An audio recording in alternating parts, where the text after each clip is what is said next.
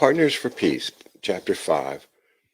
If you lived in this atmosphere and daily witnessed the magnificent universal sacrifices, sufferings, sorrow, you would feel as I do that mere personal gain is unworthy, and that nothing now counts but humanity and the Allied cause, says William Nelson Cromwell.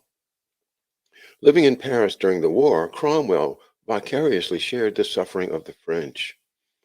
Though he stayed at the Hotel Ritz and had his meals delivered to his room, he felt the heroic spirit, if not the sacrifices, as he described to his partners in New York. Quote, each day is a year, and each year has the significance of 100, he cabled them. This is probably the last great epoch in which we of maturity will ever be participants, unquote.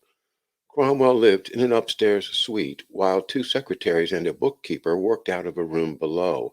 Only his principal secretary, Jane Renard, ever went up to his apartment. For this reason, she was assumed by the New York partners to be Cromwell's mistress.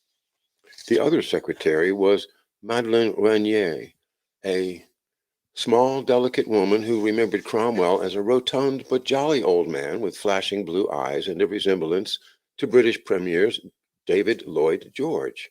Quote, but he got so mad when anyone stopped him in the street to ask to take his photograph as Lloyd George, she recalled 60 years later. Cromwell devoted himself to the French cause by helping the finance minister borrow money and subscribing to 2.5 million francs, that is $500,000 of French war bonds, which were not a secure investment while the war hung in the balance.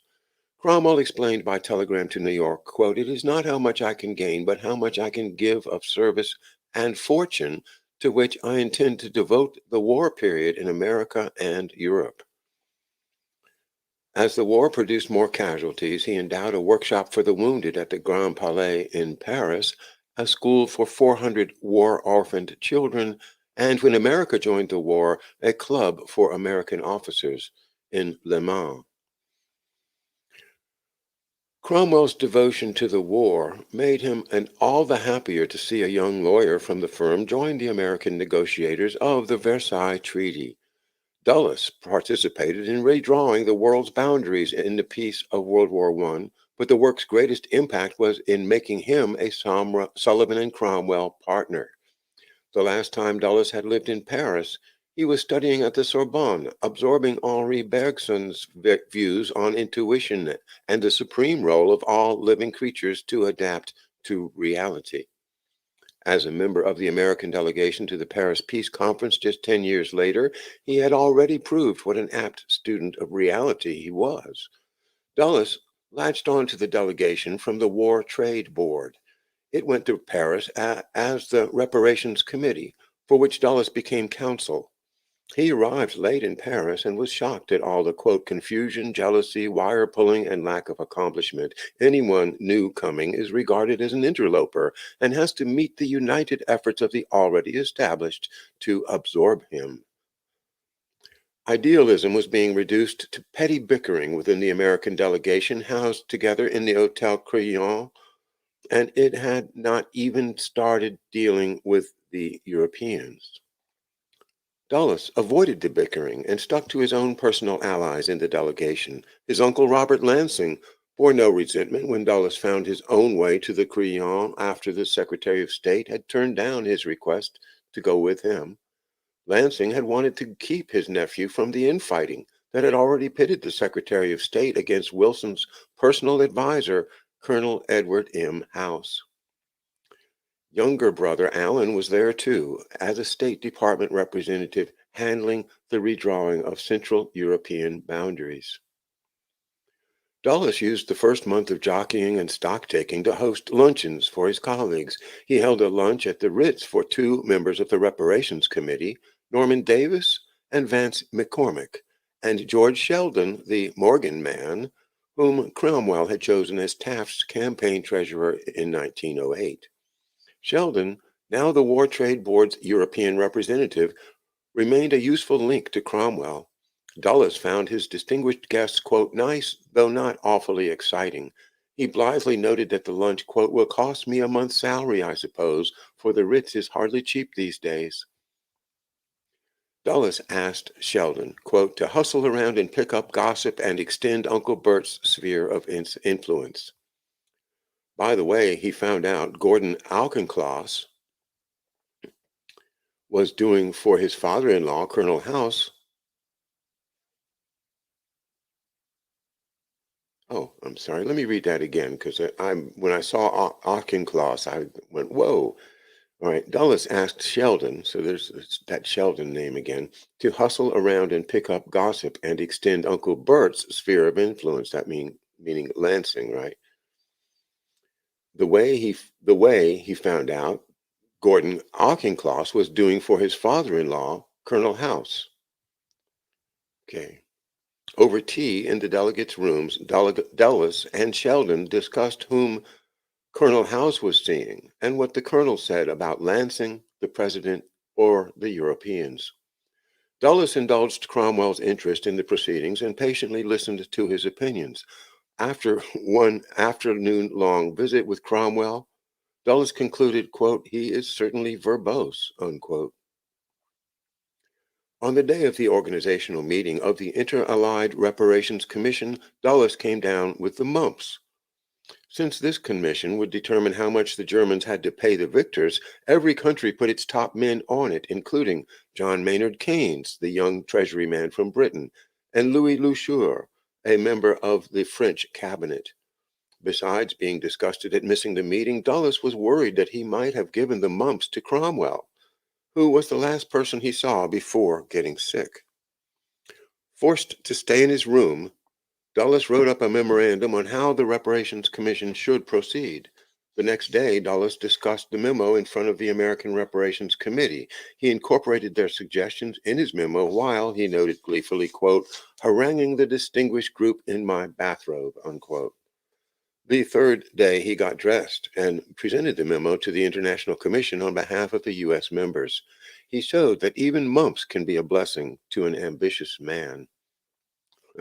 Never let a crisis go to waste.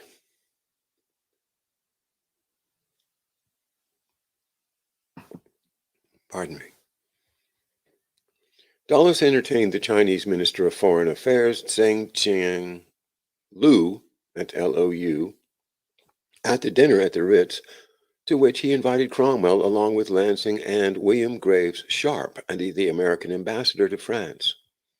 Sharp was also the father of an eventual Sullivan and Cromwell partner, George Sharp, whom Dulles met then as his father's secretary. The dinner cost Dulles $110.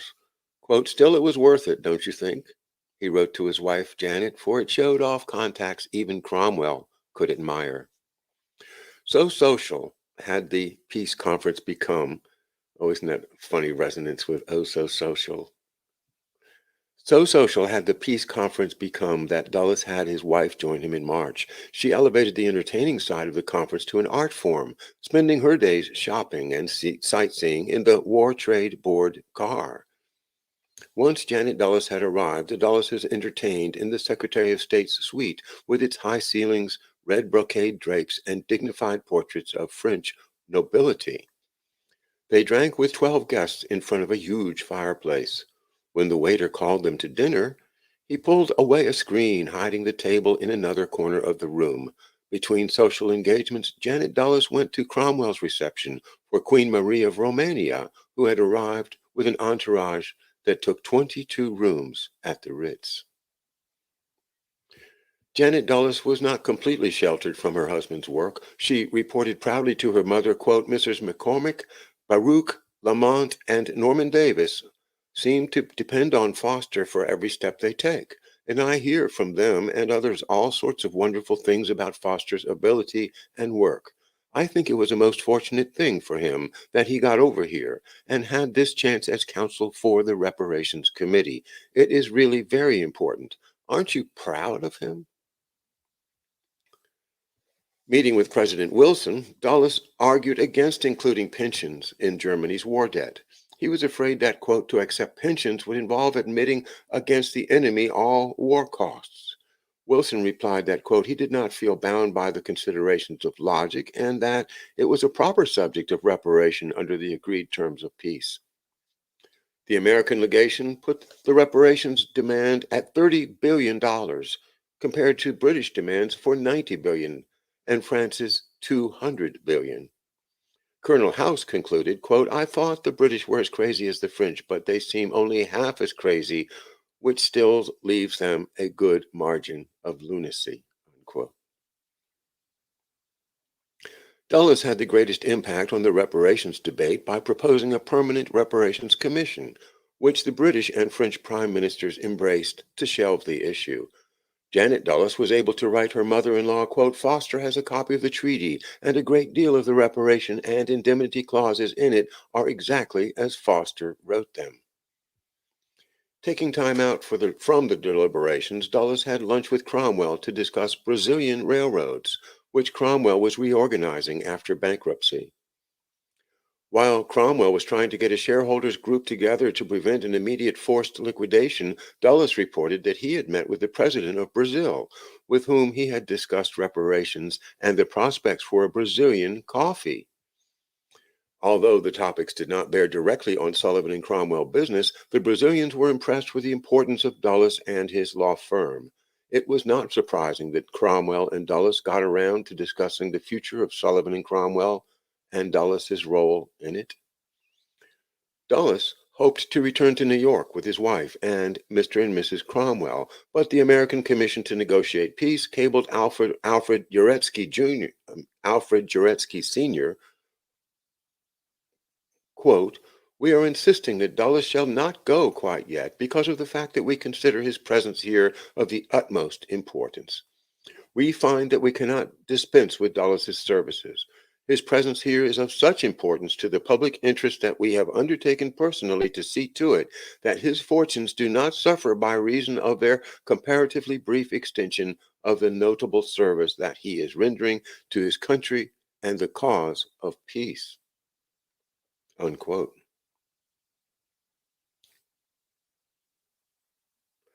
Uretsky wired back, quote, in response to your kind message, we are glad they will have Dulles make extension contribution his services. Of course, you can assure him his interests will not be prejudiced by doing so.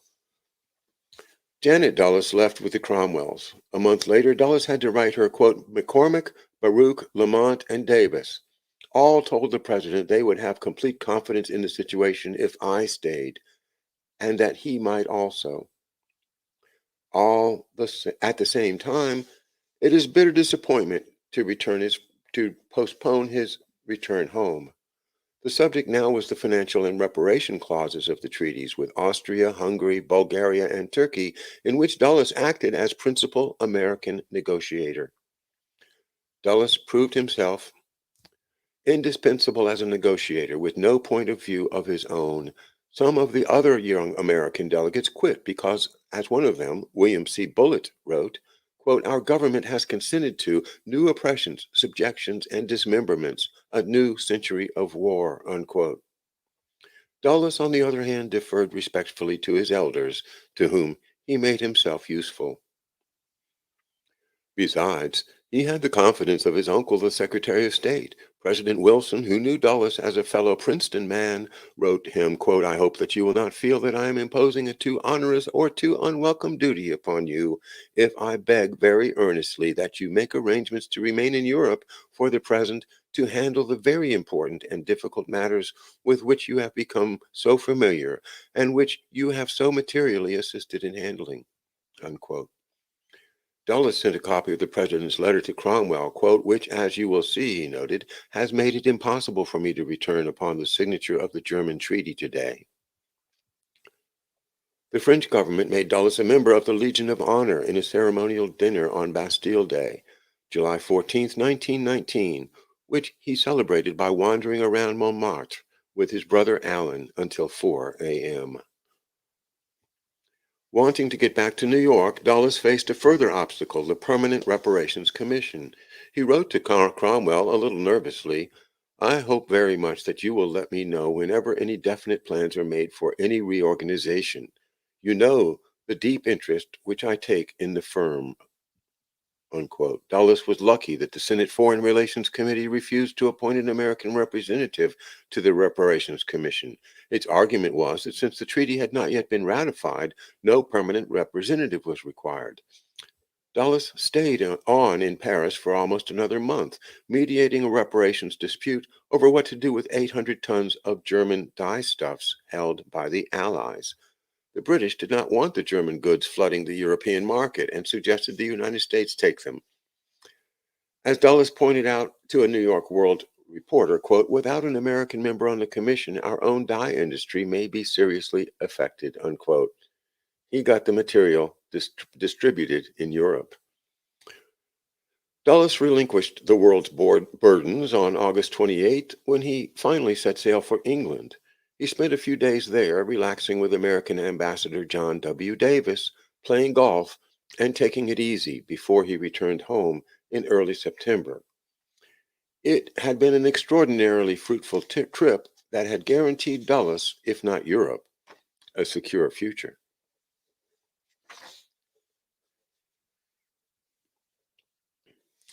All right, that is chapter 5, and we will move on to chapter 6 after I take a short break.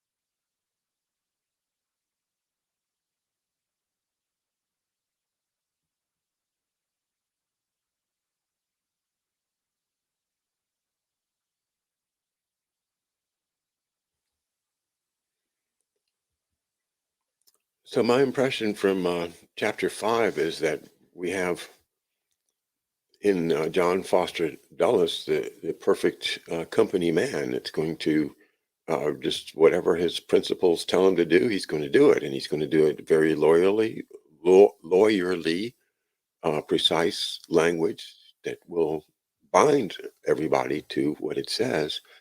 And so I guess he's a really really good wordsmith, but he's going to serve the interests, that his law firm and his clients and his uncle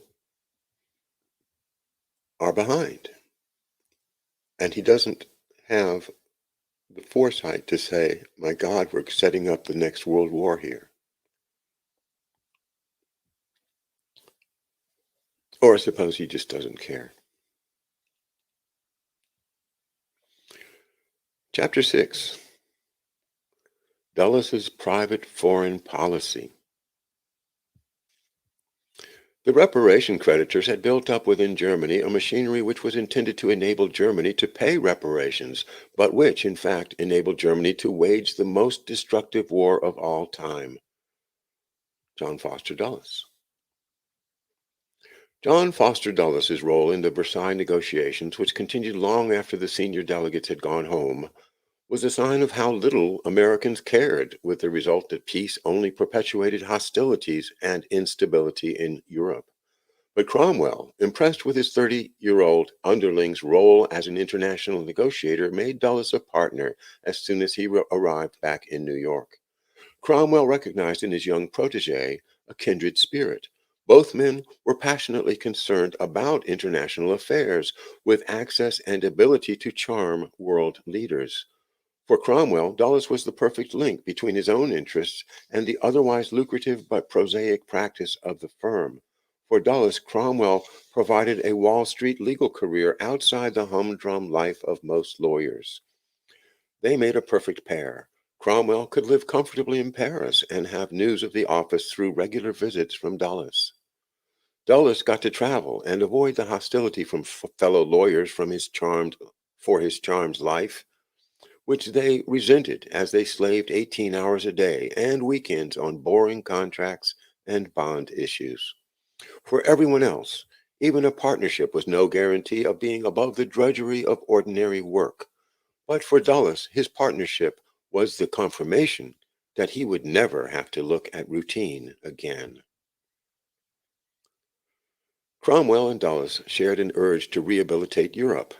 Cromwell followed his French war relief with imaginative programs for recovery and rebuilding the devastated country. Though he returned to New York twice a year, in 1924 he made his Paris life more permanent when he moved to a huge Gothic apartment on the fashionable avenue Bois de Boulogne. He hired a household staff of 6, including a waiter, and brought over his American decorator to fix up the place with fancy 17th century Belgian tapestries and an American electric organ, the first in France. Besides his 2 secretaries, he wrote to Dulles, quote, "In truth, I should have had from the beginning some one of the juniors at my side, as I am kept working from 5 a.m. until 9 p.m. to bed and do not go out once a month in the evening. It is the only way I can conserve my health and energy." He donated fruit trees, chickens, and fountains to farmers and villages throughout France. He gave 100,000 francs to reestablish the lace industry in Valenciennes, a district near Belgium, which was completely destroyed in the German advance on Paris. Working through an organization called Le Retour au Foyer, Return to the Hearth, Cromwell sent livestock and equipment by the truckfuls to needy farmers. Newspapers carried photos of the trucks with "Gift of Cromwell" written across the side to broadcast the generosity of this eccentric American. Cromwell had books printed in Braille in several languages through the Permanent Blind War Relief Fund Incorporated, of which he was the president. In 1 month in the summer of 1924, he gave away more than 200,000 francs to a variety of causes, cultivating important French politicians by asking their advice on where to make donations. Cromwell gave 100,000 francs to each of 10 scientists, a total gift of about 200,000 to further their research. In 1923, $200,000 to further their research. In 1923, he endowed the town of Beaulieu with a lace-making school, and following the advice of former French minister André Tardieu, gave $20,000 to the top 325 lace makers. It's extraordinary, isn't it? When one newspaper man, using Cromwell's secretaries as interpreters, asked why he was so generous, he answered, quoted, "Because it is France. Does one know why one loves one woman above others? Well, France is like a woman I admire and cherish. Her serenity is never indifferent. Her grace is never fatuous. Her pride is never haughty. I would like her to be happy after having paid so dearly for her honor." Unquote. He gave more than 500,000 francs to build the Museum of the Legion of Honor in Paris and deeply resented another American's willingness to match his gift. A jealous suitor to his adopted country, he tried unsuccessfully to have the Legion of Honor return the other donor's money. He also paid $125,000 to build a monument to the American flyers of the Lafayette Escadrille, who were killed fighting for France before the United States entered the war. Cromwell's Paris philanthropy did not stop at his getting lucrative legal work. He made $1 million handling the litigation over robber baron Jay Gould's estate on behalf of his daughter Anna Gould, the first of the American, quote, millionaire heiresses to marry impoverished European nobility, quote, a fashion that soon caught on in parentheses, close parentheses. Anna Gould stopped her brother George Gould from bankrupting the $93 million estate in his attempt to outdo their father. Cromwell worked with another prominent lawyer, Samuel Seabury, to win a $40 million judgment against George Gould, though the amount was halved on final settlement. Cromwell soon became part of the Gould household because, quote, "my mother had complete confidence in him. She trusted him, and she didn't trust very many people," recalled Violetta Pawlowski, the daughter of Anna Gould and the Duc de Talleyrand. But, quote, "I don't know if my father liked it too much," she said of Cromwell's habit of slapping her father on the back with greeting, "Hi, Duke." She remembered Cromwell as a charming old man who arrived promptly for Sunday lunch and sat with her, a 5-year-old girl. He uncurled her hair and handed her red leather gift boxes from Cartier. Quote, "He covered me with jewels," she said. "Even to a small girl he brought precious jewels, bracelets, necklaces, all kinds, which he picked out himself. They were very well chosen." Dulles wanted to help Germany the way Cromwell was helping France. Well, that's kind of odd, isn't it? I mean, two different sides in World War One, and Cromwell wants to help France, and Dulles wants to help Germany. All right. He had never lived there, but he felt responsible for the country's shabby treatment at the Versailles negotiations, even if publicly he claimed the treaty did the best that could be done. He had the honorable and imaginative idea of using trade to initiate post war revival after the United States government had turned its back on Europe. He provided an American commercial presence in Europe at a time when most Americans had little interest in the economically depressed, war ravaged continent. But two differences separated the philanthropy of Cromwell and Dulles. Cromwell used his own money to fulfill a scheme of his own devising, while Dulles was dependent on his client's participation. Cromwell also recognized the limits of his ambitions and accomplishments in France, while Dulles was never realistic about the conditions he found in Germany or the potential of his efforts. This is really, I think, incisive and something you don't get anywhere else. The motivation of John Foster Dulles to help Germany and the power that he has to do so, that I think is a historical fact that needs to be known.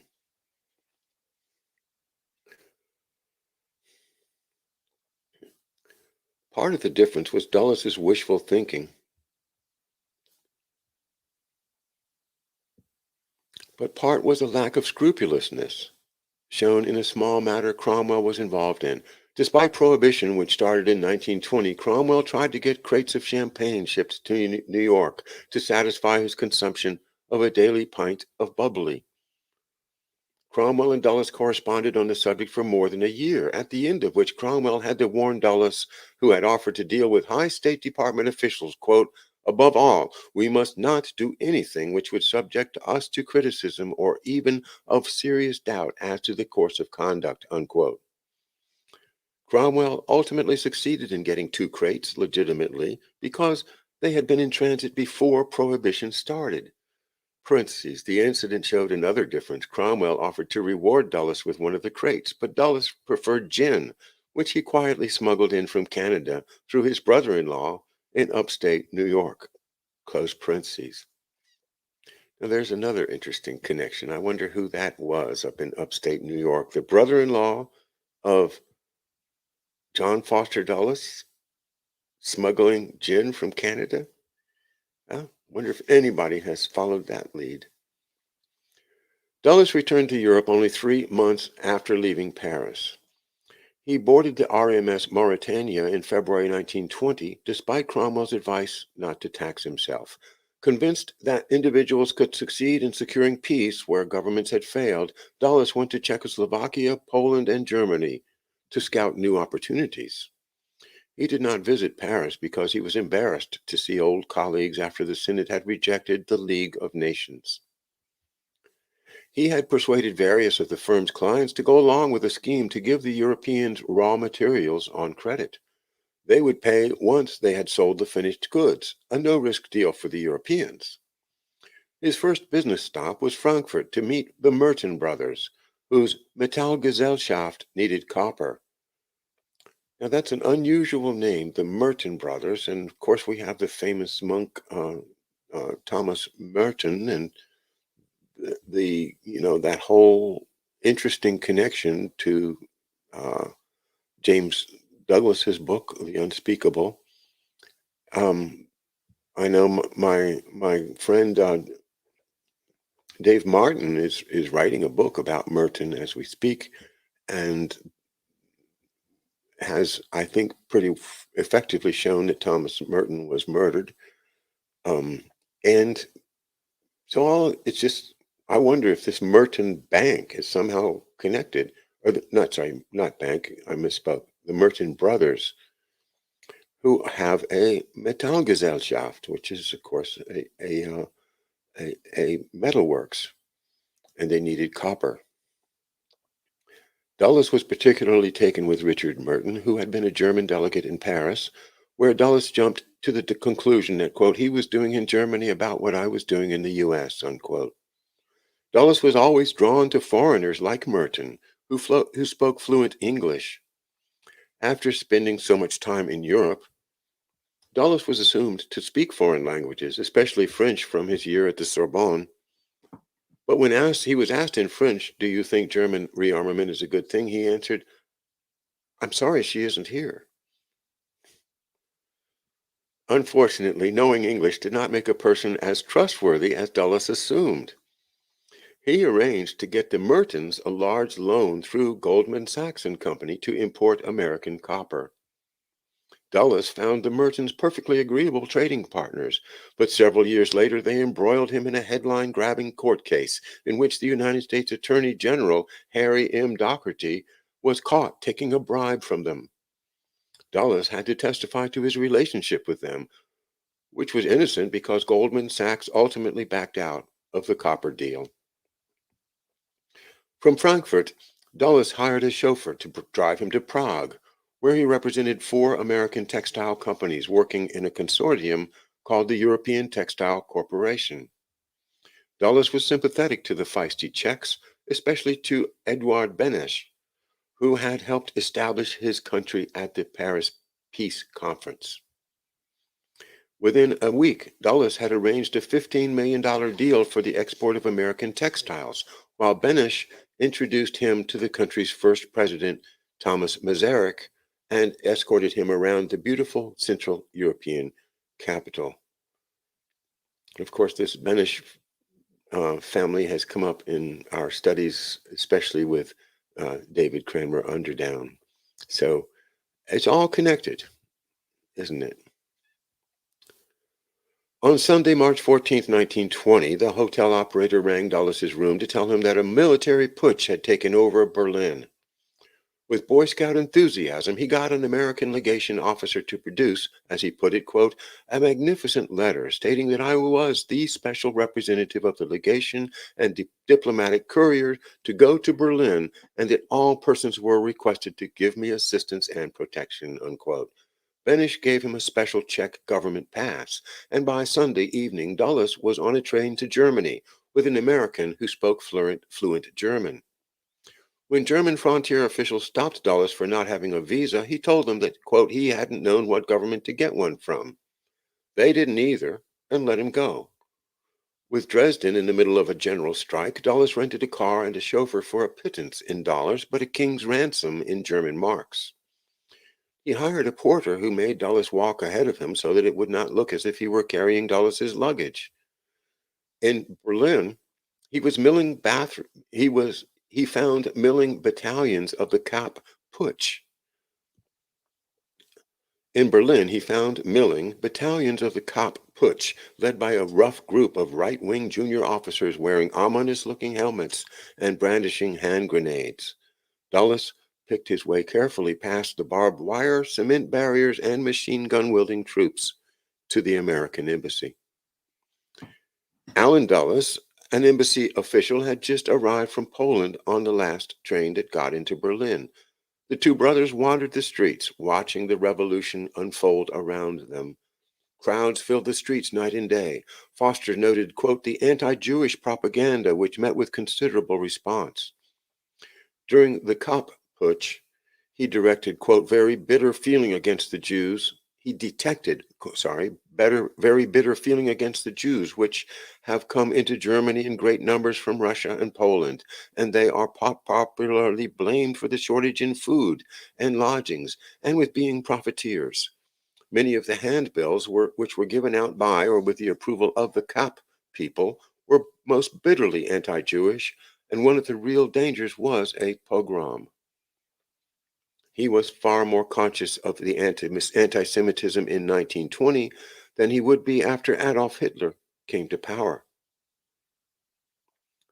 As for business, Dulles admitted, quote, practically no one was at their offices. However, as there were no means of getting there, and if they got there, they had nothing to do without clerks, mail, or telegraph.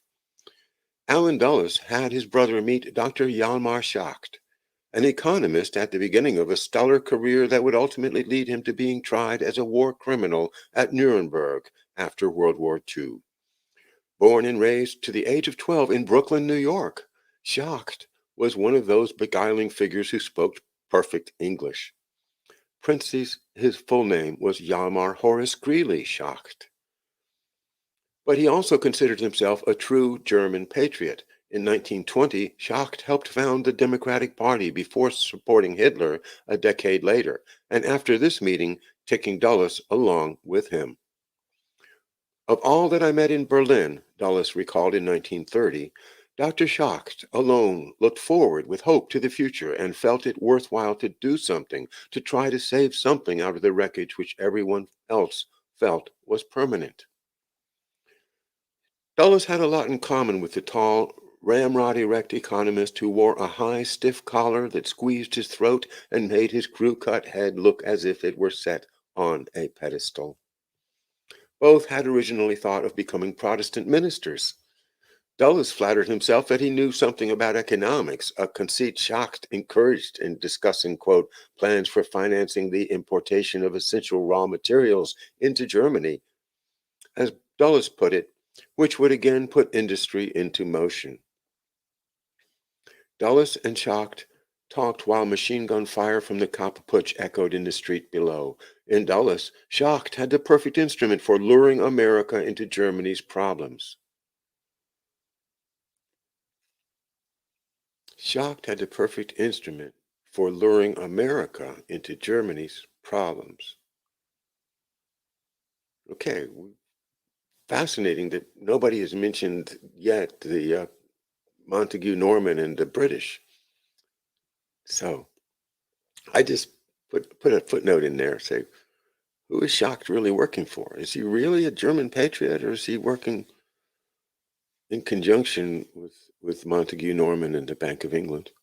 Well, we'll learn more as we read more.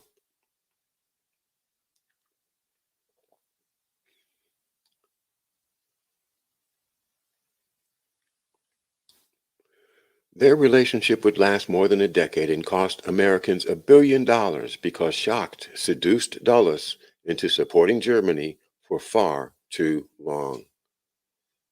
Isn't that interesting? These two authors, Nancy Lizagore and Frank Lipsius, have been able to solve the whole question of how did uh, Germany get all that American corporate financing to rebuild for World War II. And it's right there in two sentences. It was Schacht seduced Dulles, and Dulles was duped into providing the financing. Well,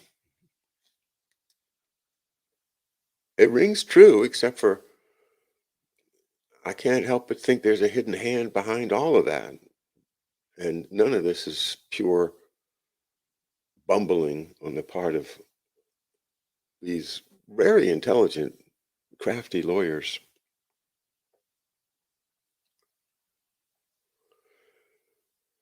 The putsch vacated Berlin, leaving the streets to marauding troops who put the city into a panic. People offered Dulles fabulous sums for his car, one of the few in the whole city.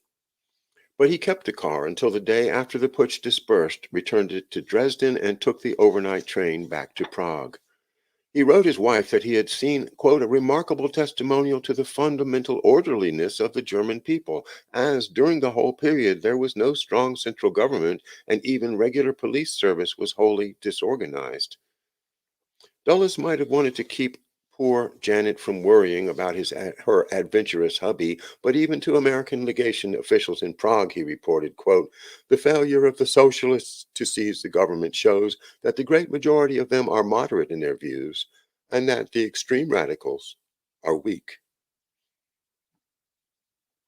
Dulles was not concerned about conditions in Germany, but his clients were. Just as he was concluding a $15 million of cotton sales in Prague, the client cabled to cancel the deal. Dulles cabled back that it was too late. Wanting to reassure his clients, Dulles begged his brother Allen to send encouraging reports to Washington from the embassy in Berlin. In the effort to tether clients to his own agenda, Foster asked Allen, quote, "Is there nothing that you can do either through the State Department or through the newspaper men to give a more truthful picture of the situation?" Allen Dulles refused. Clients pursued Dulles to Frankfurt, where he went to finalize the copper sales to Metallgesellschaft. He wrote with exasperation to his brother, quote, "Today we have long cables from New York stating that it will be impossible for many months to make the public sale of securities, which is necessary to finance our copper transaction. We must call it off or hold it in abeyance," unquote. Rather than admit defeat, Dulles arranged to meet his clients in Cologne to review the deals. But when their ship was delayed, he set out on an adventure that confirmed just how precarious German stability was. The Kapp Putsch had inspired a left-wing takeover of the Ruhr region. This was the beginning of a progressive polarization in Germany that culminated in Hitler's rise to power as a safer alternative to communists, though the Ruhr Reds struck Dulles as merely comic. Claiming his right to, quote, "confer with their leaders," Dulles bribed a chauffeur with chocolate and went to Duisburg, where the revolutionary government was holed up in the city hall. Dulles pushed through the hordes of hungry people waiting for food rations to explain to a guard the importance of his mission. The guard used a rifle to poke his way through the crowd. The sight was really pathetic, Dulles recounted, looking at this band of what he called uneducated workmen, chiefly Jews, I should say, looking at one as one pictures Trotsky, unshaven for days, dirty, and I imagine not having gotten much sleep since they started to govern. Dulles explained to someone who spoke English that he had come all this way for a safe conduct to get out again. A commissar pored over a typewriter for 10 minutes, tapping out 25 words. Handing the pass to Dulles, he explained apologetically that he could not guarantee how good it would be, confessing the revolutionary region was so divided and their differences were so acute that their pass might not be generally recognized. Dulles's chauffeur, impressed with his rider's importance, picked a fight with some soldiers who did not show the proper respect. But Dulles extricated him and fled to Cologne, where his impatient clients wasted no time in telling him the deals were off.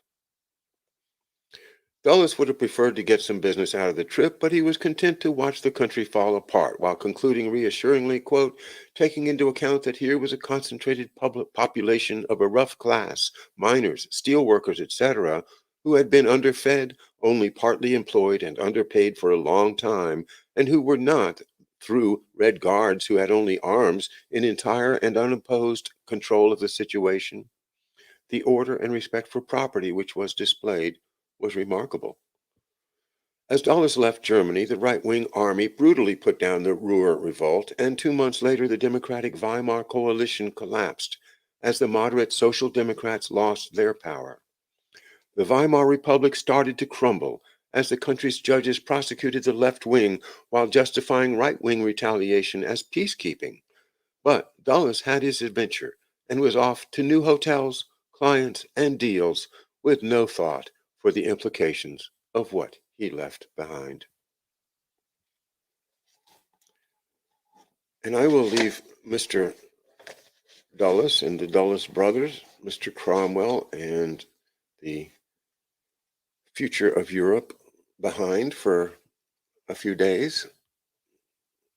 Thanks for bearing with me this morning. I apologize the little echo that we had to deal with, and I'll probably just edit that out of the show so that it's easier for folks to view these and put them in a playlist so that they can be uh, put one after another. Well, I thank you for being with me this morning, and I think this book is very, very important. You get a sense of the Dulles brothers in Versailles developing the power that turns into what we're facing now, this corporate megalopoly that pulls all the strings and controls the economy.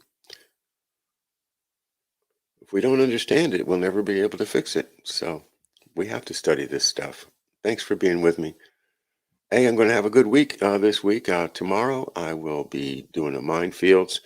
I've been studying Alfred McCoy's The Politics of Heroin in Southeast Asia, looking into the theory that it was really Laos that was the key to um, the reason they had to get rid of Kennedy and the reason that we ended up in that Vietnam war that killed so many of our young men and women.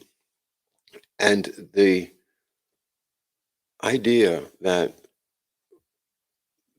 so many military people found patriotism in looking the other way as the heroin epidemic grew and grew and grew right before their eyes, and they did nothing. Why?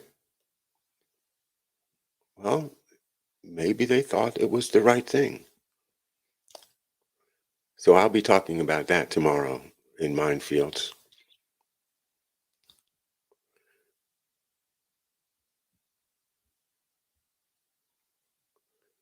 And I'll see you then.